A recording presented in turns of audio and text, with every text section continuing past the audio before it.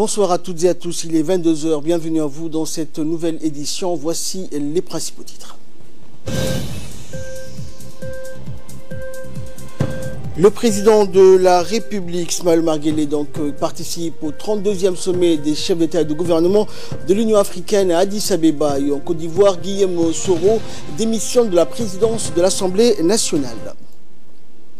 Bonsoir à tous et merci à vous de nous rejoindre. Le président de la République, Ismaël Omar Guelleh, qui a quitté aujourd'hui la capitale en début d'après-midi, est arrivé à Addis Abeba où durant 2 jours, du 10 au 11 février, il prendra part aux travaux du 32e sommet des chefs d'État et de gouvernement de l'Union africaine. Il s'agit donc d'un sommet dédié à la notion de migration en Afrique et a donc valeur de plateforme d'échange et de réflexion sur les causes et les solutions à préconiser en vue de remédier au déplacement de populations. Au cours de cette rencontre, les leaders du continent noir seront surtout conviés à apporter leur adhésion à la mise en place de mécanismes et conventions nécessaires à la marginalisation à la source des phénomènes qui sont à l'origine des déplacements de populations et des migrations. Ce 32e sommet du continent noir sera donc l'occasion pour l'Union africaine de renforcer ou de créer de nouvelles structures d'action et de régulation des phénomènes dans les conflits armés à l'origine des fortes migrations en Afrique. Il servira également de plateforme à une souscription générale.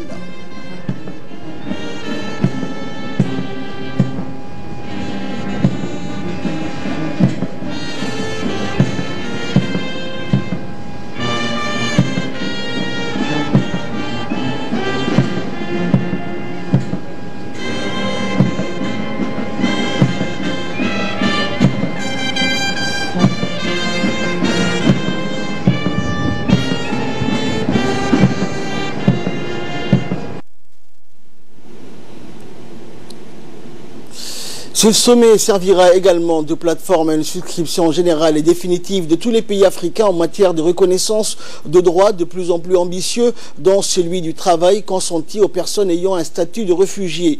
Le 32e sommet de l'Union africaine disposera enfin à ce que les pays membres de l'organisation panafricaine ratifient l'accord sur la zone de libre-échange continentale sous l'égide du président Guelleh. Notre pays participera à ce sommet de l'Union africaine en qualité de nation en phase avec toutes les thématiques à son ordre du jour. Havre de paix et de stabilité dans une région marquée par des conflits à répétition, Djibouti est connue pour l'accueil et la prise en charge régulière qu'elle accorde aux populations fuyant les guerres.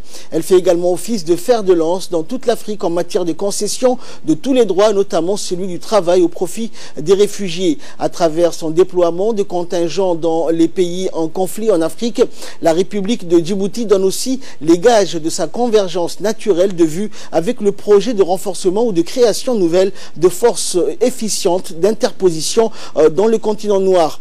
Outre sa participation à ce sommet de l'Union africaine, le président Guelleh prendra également part à une série d'autres activités qui se déroulent en marge de la réunion de l'organisation panafricaine. Sa participation mardi prochain à une séance de travail de la Commission économique des Nations Unies pour l'Afrique, la CEA, fait partie des activités que le président Guelleh aura en marge des travaux du sommet de l'Union africaine. Il prononcera d'ailleurs un important discours au sein de cette dernière rencontre. Comme à l'accoutumée aussi, le président de la République mettra à profit ce déplacement en Éthiopie pour s'entretenir avec les principaux dirigeants de ce pays, amis dont le Premier ministre Dr Abiy Ahmed Ali. Le président de la République s'entretiendra également avec plusieurs autres chefs d'État et de gouvernement participant comme lui au sommet de l'Union africaine. Le ministre des Affaires étrangères, le ministre de l'économie et des finances, le ministre de l'énergie et le ministre de la communication chargé des postes et des télécommunications accompagnent le chef de l'État dans le cadre de ce déplacement à Addis Abeba en Éthiopie. Et Addis Abeba, la capitale éthiopienne et siège de l'organisation continentale, accueillera les 10 et 11 février la 32e session ordinaire de l'Assemblée des chefs d'État et de gouvernement sur le thème « L'année des réfugiés, des rapatriés et des personnes déplacées pour des solutions durables aux déplacements forcés en Afrique ». La problématique majeure choisie cette année par les chefs d'État et de gouvernement et autour de laquelle seront déclinées les activités clés de l'Union africaine va leur permettre de chercher des voies et moyens nécessaires pour trouver des solutions durables à l'épineux problème des migrations forcées qui sont d'abord intercontinentales avec des déplacés internes représentant plus de 80% de migrants africains. Au jour d'aujourd'hui, le continent africain abrite plus d'un tiers des personnes déplacées de force dans le monde, y compris 6,3 millions de réfugiés et 14,5 millions de personnes déplacées à l'intérieur de leur propre pays. Le continent compte également 509 000 demandeurs d'asile et 700 000 apatrides. Souvent, ces personnes déplacées de force sont exposées aux abus, à l'exploitation et aux violations dans le contexte de flux migratoires instables. Les conflits, les catastrophes naturelles, les effets du changement climatique et d'autres facteurs ont laissé un grand nombre de civils dans le besoin d'assistance humanitaire. La situation particulière également des femmes et des enfants seront discutées lors de ce sommet. Et conscient de ces défis et de la nécessité de reconnaître les liens donc entre déplacement, paix et sécurité, sa dimension développement, la 31e session ordinaire de l'Assemblée de l'Union africaine qui s'est tenue donc à Nouakchott en Mauritanie les 1er et 2 juillet 2018 a adopté une décision, donc une année de réfugiés, rapatriés et personnes déplacées dans leur propre pays vers des solutions durables aux déplacements forcés en Afrique. Le président de la République, Ismaël Omar Guelleh, avec ses pairs africains, vont donc une fois de plus aller vers un consensus politique pour remédier à ce phénomène. Et donc la 32e session ordinaire de l'Union africaine donc, qui s'ouvre demain à Addis Abeba et se poursuivra jusqu'au 11 février.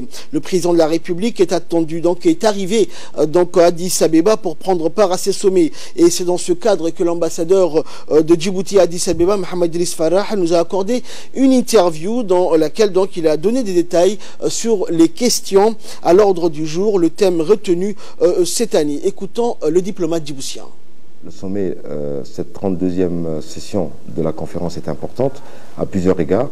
Importante d'abord parce que c'est la passation entre le Rwanda et l'Égypte pour présider aux destinées de l'Union africaine, le Rwanda étant un pays de notre région, que Djibouti et le président de la République, il y a un an justement, avaient proposé que le Rwanda soit, au titre de l'Afrique de l'Est, assure la présidence de l'Union africaine. Et donc, nous avons l'Égypte qui va présider aux destinées de l'Union africaine à partir de ce sommet.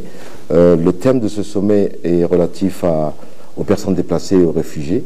Nous savons qu'à Djibouti, nous avons beaucoup de réfugiés qui arrivent de la région, mais pas seulement. Nous avons également des réfugiés en nombre dus à la guerre au Yémen, qui sont à Djibouti, plusieurs milliers. Certains d'entre eux sont, comme vous le savez, à Obok, dans un camp, mais beaucoup de réfugiés sont aussi à Djibouti, dans la ville de Djibouti. Et donc, nous connaissons la tradition d'accueil de notre pays, qui est un pays traditionnellement d'échanges et de rencontres. Et depuis notre indépendance, en 1977, nous n'avons cessé d'avoir des flots de réfugiés dus aux guerres de la région. Et nous savons aussi que c'est un pays de transit et pas un pays où nous avons des réfugiés djiboutiens qui bougent vers d'autres pays de la région. La nouveauté cette année, c'est dans l'autre sens que les gens traversent, notamment à cause de la guerre au Yémen. Et donc, c'est important que le président puisse assister à ce sommet.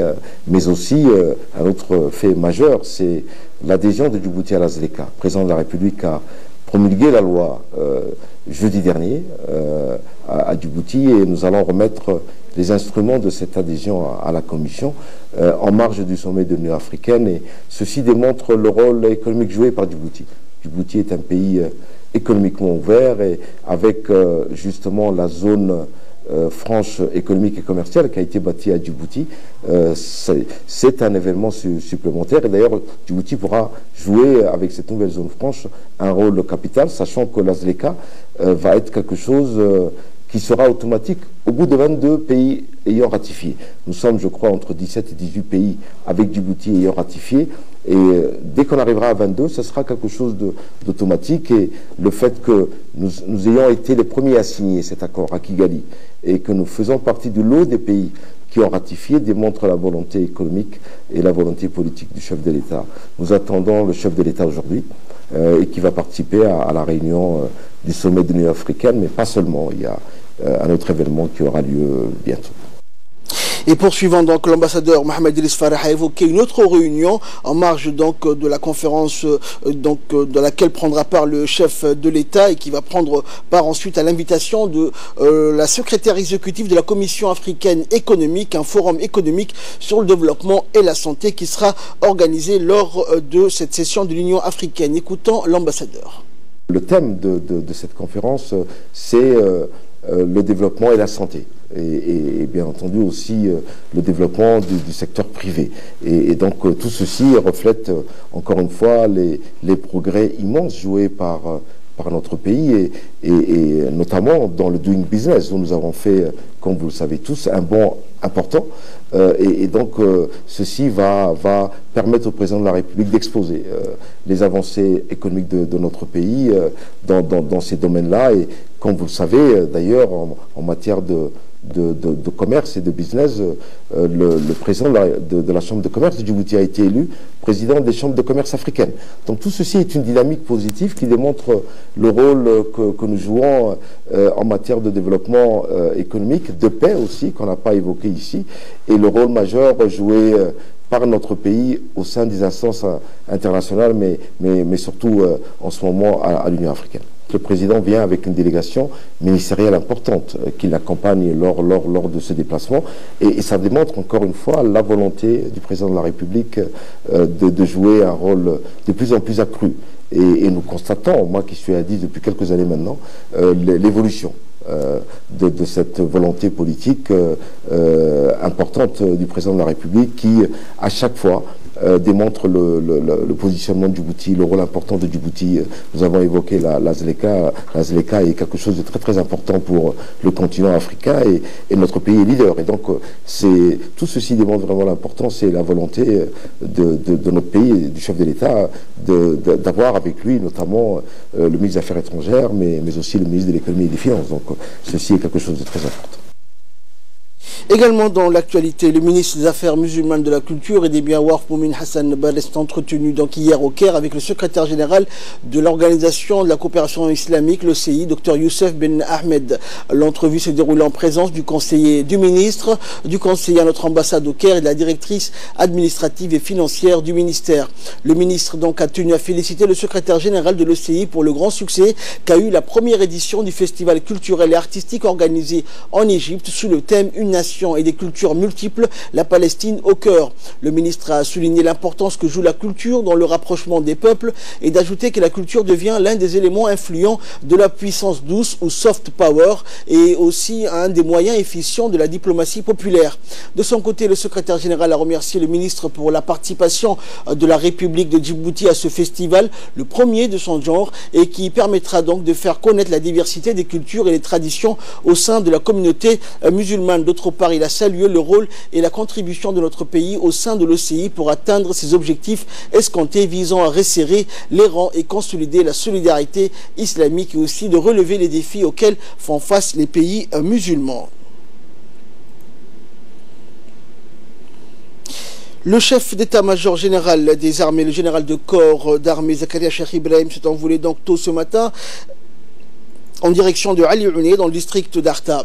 Dans son déplacement, donc le général Zakaria Cheikh Ibrahim était accompagné du général de brigade, chef d'état-major de la défense, du général de division et ont également participé à cette visite d'inspection tous les grands responsables des forces armées djiboutiennes.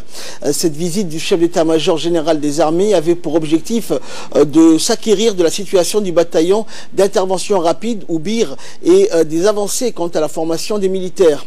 En effet, les éléments du bataillon BIR ont terminé leur formation initiale de base et ont déjà débuté la deuxième phase de leur cursus, à savoir la formation spécifique de commando. Ainsi, durant leur formation sont programmés des cours particuliers à dominante fantassin, tels que la formation des futurs chefs de groupe et chefs de section, le stage d'aguerrissement qui permet d'endurcir et de forger le mental du soldat, l'apprentissage du combat de localité, la spécialisation au tir technique spécifique au commando et bien d'autres. À son arrivée, donc, le général de corps d'armée Zakaria Cheikh Ibrahim a été accueilli par le capitaine Omar Ali Hassan, commandant le bataillon d'intervention rapide. Puis le chef d'état-major a procédé à la traditionnelle revue des troupes à la place du rapport.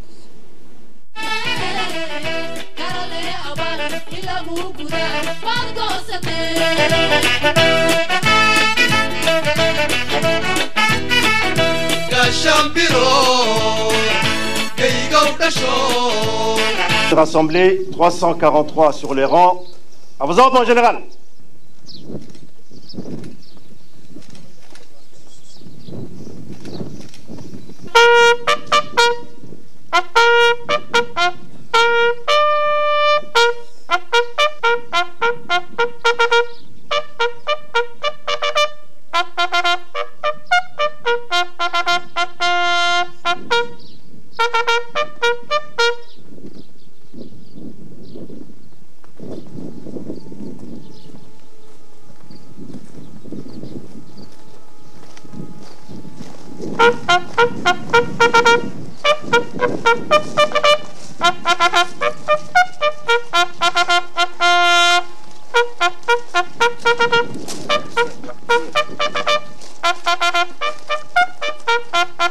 Cette visite donc du chef d'état-major général des armées permet de rehausser le moral des troupes du bataillon Bir et d'installer un climat de confiance et la sensation d'être soutenu et suivi de près. Une fois toutes les délégations installées, le capitaine Omar Ali Hassan, le commandant le Bir, a procédé à une présentation de son bataillon, créé en août 2017 sur initiative du chef d'état-major général des armées. Le bataillon d'intervention rapide a pour principal but de soutenir les forces armées djiboutiennes dans leurs missions respectives. Jouissant d'un caractère spécifique, le Bir est constitué de jeunes recrues dynamiques sélectionnés à des fins spécifiques. Ce bataillon est unique du fait de la spécificité de la formation donnée, car son modèle est calqué sur celui des forces spéciales américaines composées d'unités d'élite.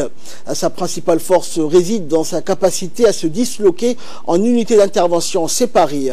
Vivant au milieu d'une population pastorale, le bataillon Bir participe activement à l'amélioration des conditions de leur vie à travers des actions d'aide à la population, l'évacuation des malades par ambulance médicale militaire, l'approvisionnement en eau potable. Ainsi, les éléments du Bir ont démontré leur savoir-faire et leur acquis à travers des ateliers de démonstration.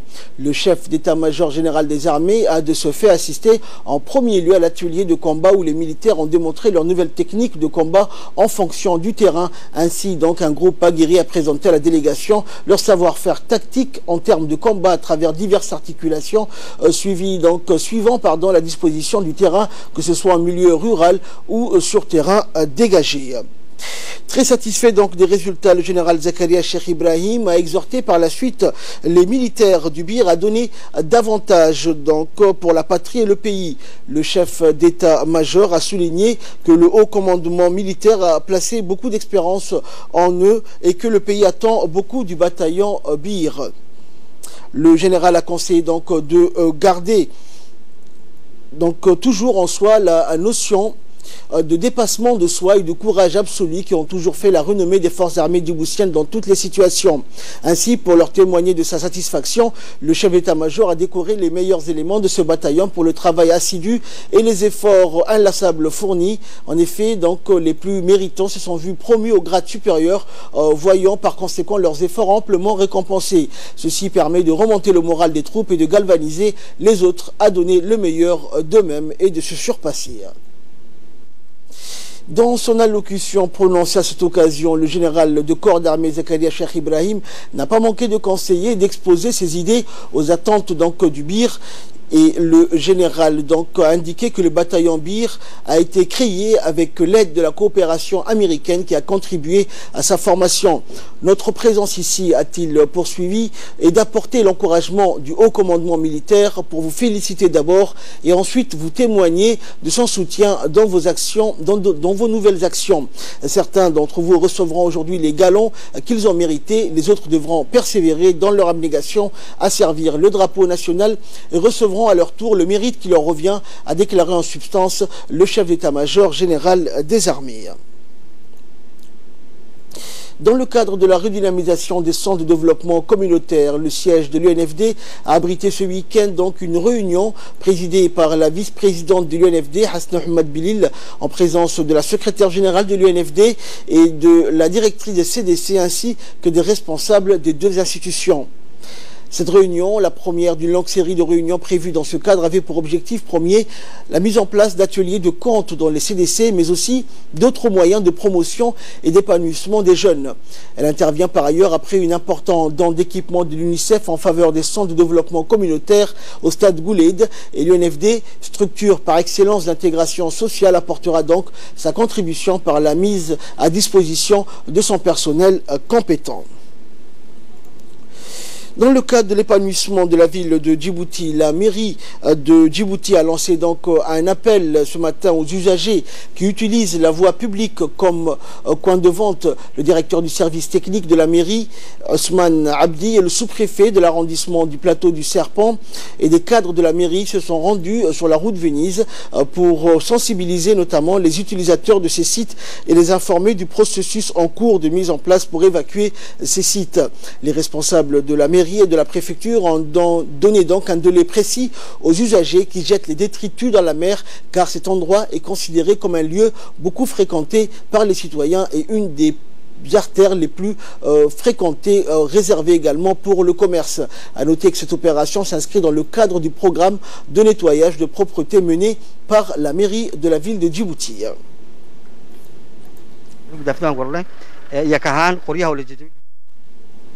Toujours en nouvelle nationale, l'association des parents d'élèves de l'école Nguela a remis ce week-end également des lots de matériel et équipements pour les élèves de l'enseignement de base. L'événement s'est déroulé à l'école d'Nguela en présence de la présidente du réseau RNDS et du directeur de l'école d'Nguela ainsi que des enseignants et des membres de l'association des parents d'élèves. L'objectif étant d'aider les élèves scolarisés dans l'établissement scolaire afin qu'ils aient les matériels adéquats pour étudier dans les meilleures conditions. Les lots de fournitures scolaires composés donc de cahiers, de stylos et des bâtonnets. Le directeur de l'école a exprimé ses sincères remerciements à l'endroit de l'association du réseau qui ont offert donc ces lots de matériel scolaire à l'APE de l'école. Il a également remercié l'association des parents d'élèves de l'école Nguela pour ce geste louable et aux élèves de la première année. Le ministère de la Santé informe la population qu'une mission médicale de l'association Mécénat Chirurgie Cardiaque va séjourner à Djibouti du 10 au 15 février. Cette mission donc médicale spécialisée en provenance de l'Europe va fournir des activités de consultation pour les enfants présentant des malformations cardiaques. L'objectif de cette mission médicale est de dépister et de sélectionner tous les enfants souffrant de malformations du cœur et qui ont besoin d'une opération de chirurgie d'urgence. Ainsi, le ministère de la Santé demande aux parents d'enfants souffrant de malformations de cœur de venir massivement au niveau de l'hôpital Général Pelletier dans le service de cardiologie. Volet chirurgical. À la date du 10 au 15 février 2019, au service de cardiologie de l'hôpital Général Pelletier. Alors nous exhortons les parents d'enfants ayant déjà bénéficié d'une prise en charge au préalable au niveau cardiaque dans l'émission précédente de cette même association de se présenter avec les dossiers complets au niveau du service de cardiologie à la même date, c'est-à-dire du 10 au 15 février pour assurer leur suivi. Et parallèlement à cela, nous tenons à informer tous parents d'enfants souffrant d'une cardiopathie ou d'une maladie cardiaque dont la prise en charge est chirurgicale de venir également se présenter au même moment au service de cardiologie de l'hôpital Pelletier pour bénéficier de cette prise en charge. La première session ordinaire 2019 de l'Assemblée régionale s'est tenue ce week-end dans la salle de conférence du Conseil régional de la ville de l'Unité. Cette réunion, présidée par le président du Conseil régional de Dikil, Abdelrahman Yoni, se portait essentiellement sur deux grands points: validation du budget de fonctionnement et d'investissement de la région de Dikil et mise en place d'une stratégie de recouvrement pour augmenter la recette de l'année 2019, et ceci afin d'améliorer la recette fiscale pour l'année qui vient de débuter. À ce jour, la fiscalité 2018 prélevée à Dikil s'élève à la somme de 5 587 980 francs djiboutis. Et enfin, sport, pour clore l'actualité nationale, la 4e journée du championnat national de natation s'est tenue hier à l'escale d'Obok avec la participation des nageurs de Tadjoura accompagnés du vice-président du conseil régional de Tadjoura et du président de la Ligue régionale de natation de la Ville-Blanche. Et tout au long de la compétition, donc, les athlètes se sont donc affrontés tour à tour et catégorie par catégorie. Les Obokois donc se sont illustrés brillamment avec le champion Gaber et la Ligue régionale donc a félicité les responsables, les athlètes de la région de Tadjoura pour leur participation à cette journée. Et rappelons aussi que cette journée a vu la participation du championnat national. Et plusieurs donc nageurs, une cinquantaine au total de la région d'Obok et de Tadjoura, toutes catégories confondues, se sont affrontés lors de ce championnat. Et de là, nous passons à ce qui fait la une de l'actualité internationale. En Côte d'Ivoire, l'ancien chef de la rébellion ivoirienne, Guillaume Soro, a démissionné hier donc de son poste de président de l'Assemblée nationale. L'ancien chef de la rébellion ivoirienne, à qui l'on prête donc des ambitions présidentielles pour le scrutin de 2020 en Côte d'Ivoire, a démissionné hier de son poste de président de l'Assemblée nationale lors d'une session extraordinaire qu'il avait convoquée. Guillaume Soro donc a été poussé à la démission par le président Ouattara après avoir refusé de participer à la mutation fin janvier de la coalition au pouvoir, le rassemblement des Houphouétistes pour la démocratie et la paix en un grand parti unifié. Et le sommet entre Donald Trump et Kim Jong-un est prévu à Hanoï. Le réchauffement donc semble se préciser entre les États-Unis et la Corée du Nord. Après sa visite donc à Pyongyang, l'émissaire américain Stéphane s'est rendu à Séoul, en Corée du Sud, pour rencontrer la chef de la diplomatie sud-coréenne et évoquer le sommet prévu à la fin du mois. Nous ne savons pas où cela va nous mener, a noté donc Stéphane Biguen, mais nous sommes en plein pourparlers avec le Nord et nous discussions ont été productives. Vous le savez peut-être déjà ou pas encore parce qu'on vient de l'apprendre dans la voiture. Le président a annoncé que Hanoï serait le lieu du deuxième sommet des 27 et 28 février prochains. Une annonce de Donald Trump sur les réseaux sociaux qui a déclaré son empressement à l'idée de rencontrer le président Kim pour faire avancer la cause de la paix. Le locataire de la Maison-Blanche a estimé que la Corée du Nord allait devenir une grande puissance économique 8 mois après un sommet historique qui avait réuni les représentants américains et nord-coréens à Singapour. Et enfin, direction le Brésil, nous allons parler de l'incendie de Flamengo, un deuil et des questions. Au Brésil, donc, l'heure est au deuil et aux interrogations après l'incendie qui a ravagé le club de football de Flamengo et tué 10 adolescents au centre de formation de Rio. Tous étaient âgés de 14 à 16 ans. 3 autres joueurs ont été blessés, dont un grièvement. Et donc, de nombreuses personnalités ont exprimé leur soutien au club brésilien, comme l'attaquant du PSG, Neymar. D'après les autorités locales, les dortoirs donc en préfabriqué ont été édifiés sans autorisation sur un terrain non constructible. C'est tout pour ce journal. Merci à vous de nous avoir suivis.